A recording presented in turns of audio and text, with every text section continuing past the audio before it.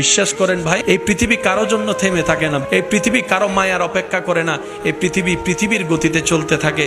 সেজন্য কোনো বিষয়ে মন ছোট করে নিজের লাইফটাকে নষ্ট করে দিবেন না, কান্নাকাটি করে সময় নষ্ট করবেন না, চোখের পানি ফেলে বালুশ ভিজাবেন না, নিজে করার চিন্তাও আনবেন না।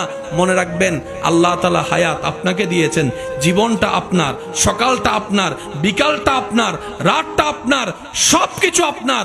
সুখের দায়িত্ব আপনি নিজের দায়িত্ব নিজে গ্রহণ করুন আল্লাহর উপর ভরসা রেখে। মনে রাখবেন চোখের পানি যদি ফেলতে মন চায়, আল্লাহর ভয়ে নবীর প্রেমে চোখের পানি ফেলুন।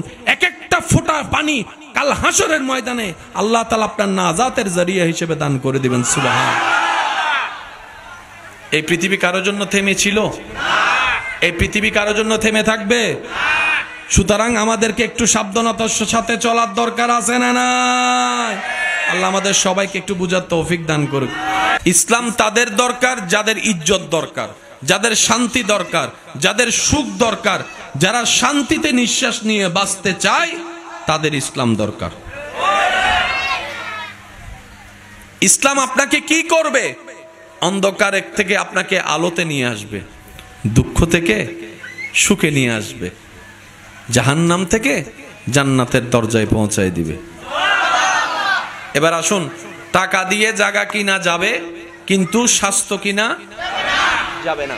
এবার আপনার যখন স্বাস্থ্যের জন্য কোনো একটা ঝুঁকি হয়, অসুস্থ হয়, আমি কার কাছে যাই? ডাক্তার প্রথমে আমাদেরকে দেখে, আমাদেরকে শুনে, যদি উনার বিবেক সম্মত হয়, চেকআপের দরকার হয় না, তাহলে উনি প্রেসক্রিপশনে ওষুধ লিখে দেয়। কিন্তু উনি আপনার আমার অসুস্থতা যদি উনি আইডেন্টিফাই করতে না পারে, তখন উনি চেকআপের ব্যবস্থা করে দেয়। আমি তাদের কথা বলছি না যারা বিনা কারণে চেকআপ দিয়ে দিয়ে রোগীর থেকে বিভিন্নভাবে অত্যাচার করে, আমি তাদের কথা বলছি না।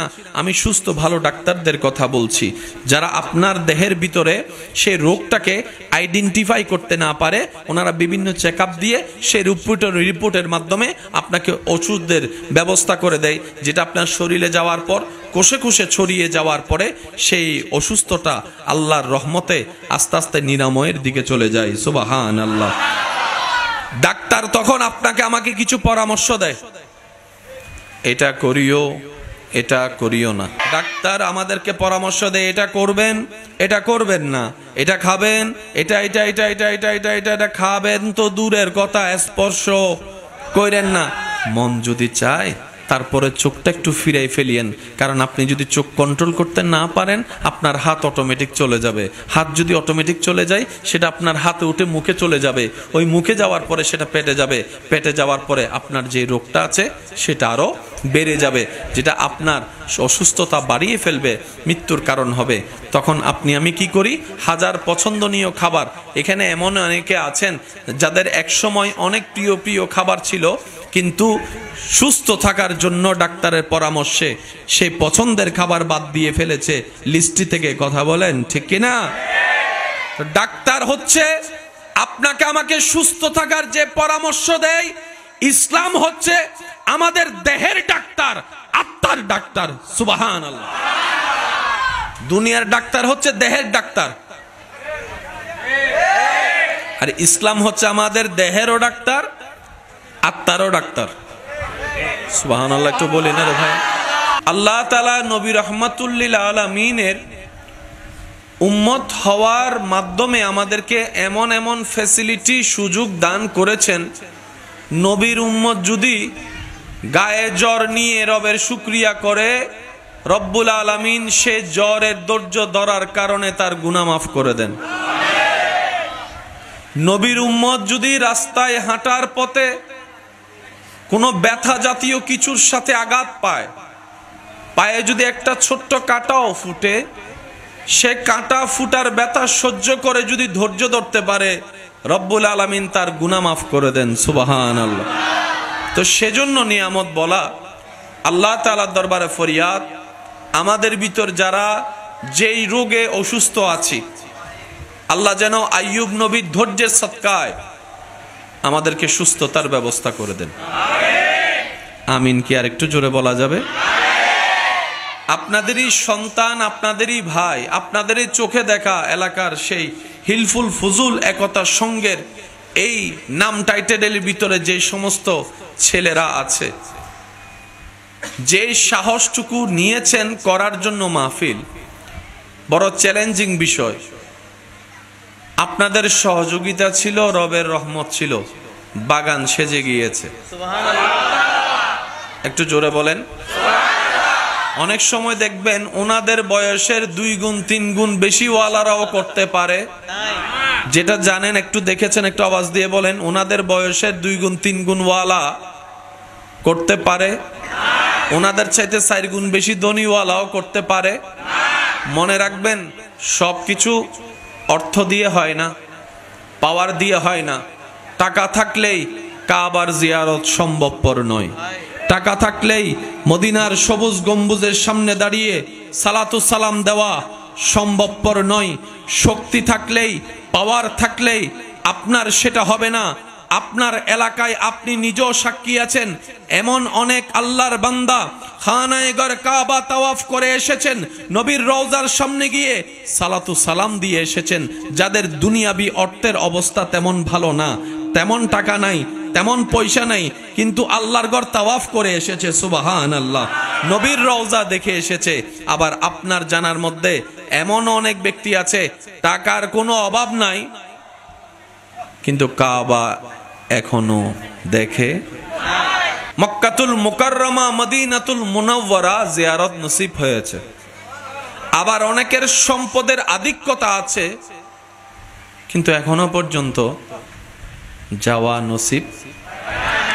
টাকার কারণে ইচ্ছা ছিল, ইচ্ছা হয়েছে, মাথায় মনে আসলো টাকা তো আছে, যে কোনো সময় চলে যাব আর কি।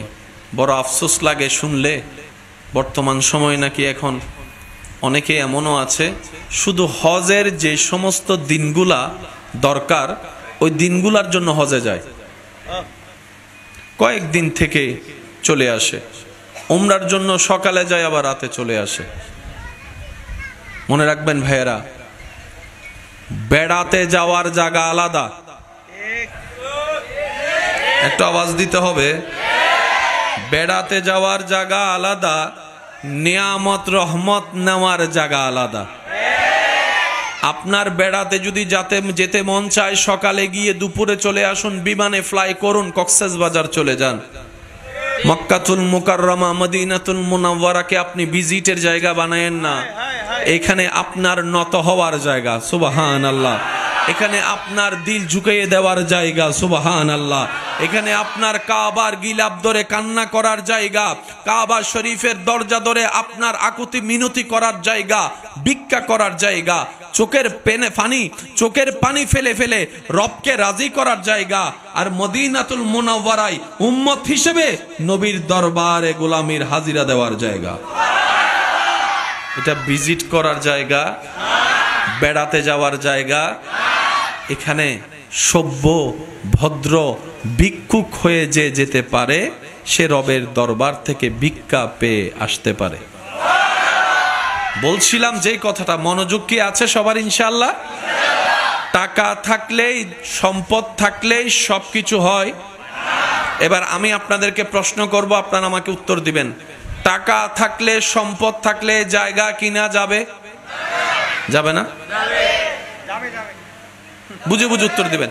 সম্পদ থাকলে টাকা কিনা, সম্পদ থাকলে জায়গা কিনা, গাড়ি কিনা, বাড়ি কিনা, মোটরসাইকেল কিনা, আইফোন কিনা, দোকান কিনা, ফ্ল্যাট কিনা, সুস্থতা কিনা,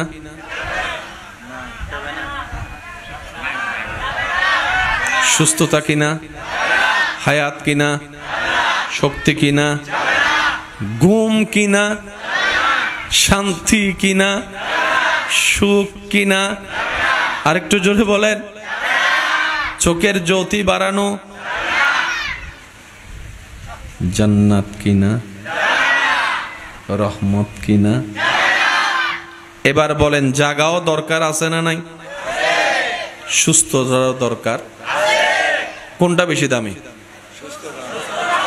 মাশাআল্লাহ, আপনারা বুঝে বুঝে উত্তর দিচ্ছেন, খুব ভালো লাগছে। মনে রাখবেন ভাইয়েরা, ইসলাম আমরা যত বুঝতে শিখবো তত আমাদের জীবনটা অগোছানো থেকে গোছিয়ে যাবে, অসুন্দর থেকে সুন্দর হয়ে যাবে। জায়গাও দরকার, সুস্থতাও দরকার, কিন্তু আপনার কাছে প্রায়োরিটি পেয়েছে সুস্থতা। বাড়িও দরকার, শান্তিও দরকার। আপনার কাছে গুরুত্বপূর্ণ হচ্ছে শান্তি। অনেক কোটি কোটি দামিওয়ালা বাড়ির মধ্যে শান্তি, আবার অনেক ভাঙ্গা ঘরের মধ্যে ডাল ভাত খেয়ে শান্তি। তাহলে বাড়ির চাইতেও দরকার শান্তি। কিন্তু আমরা যেহেতু মানুষ, আমাদের ঘরেরও দরকার, শান্তিরও দরকার, জায়গারও দরকার, সুস্থতারও দরকার। কারণ মানব জীবনের সাথে সম্পৃক্ত এই সব বিষয়গুলা সবারই কম বেশি দরকার আছে। কিন্তু জায়গা না থাকলেও আপনি কোনো না কোনো জায়গায় কোনো না কোনোভাবে মাথার মধ্যে ছাদ দিয়ে, আসমানকে ছাদ বানিয়ে ঘুমায় যেতে পারবেন। কিন্তু সুস্থতা না থাকলে এসির ভিতরেও শান্তি। এবার আওয়াজ দিয়ে বলেন, এই দুইটা জিনিস যে আমাদের দরকার, দিতে পারেন কে?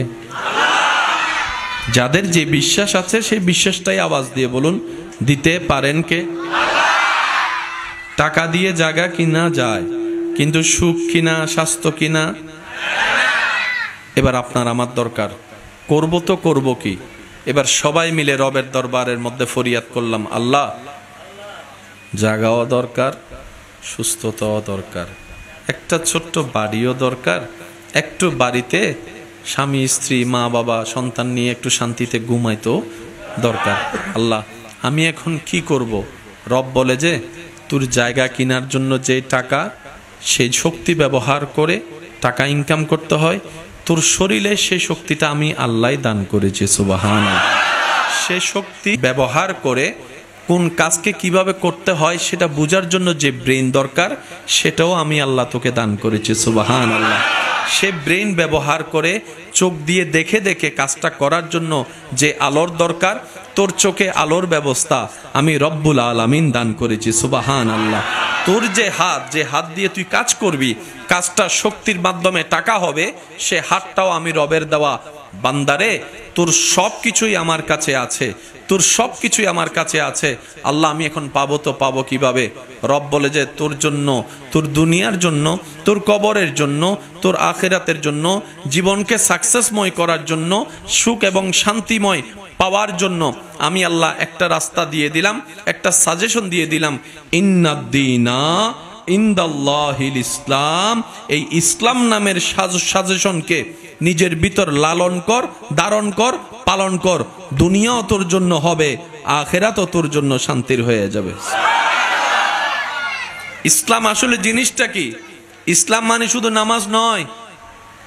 একটা মানুষের জীবনে ভিতরে বাহিরে, গড়ে, এখানে সেখানে, দুনিয়ায় কবরে শান্তিতে থাকার জন্য যত রকমের সমস্যা আছে সমাধান দেওয়ার জন্য যে সাজেশন, এটার নাম ইসলাম। সুবহানাল্লাহ কি বলা যাবে? এবার বলেন, ইসলাম কাদের পালন করা দরকার? যাদের শান্তি দরকার।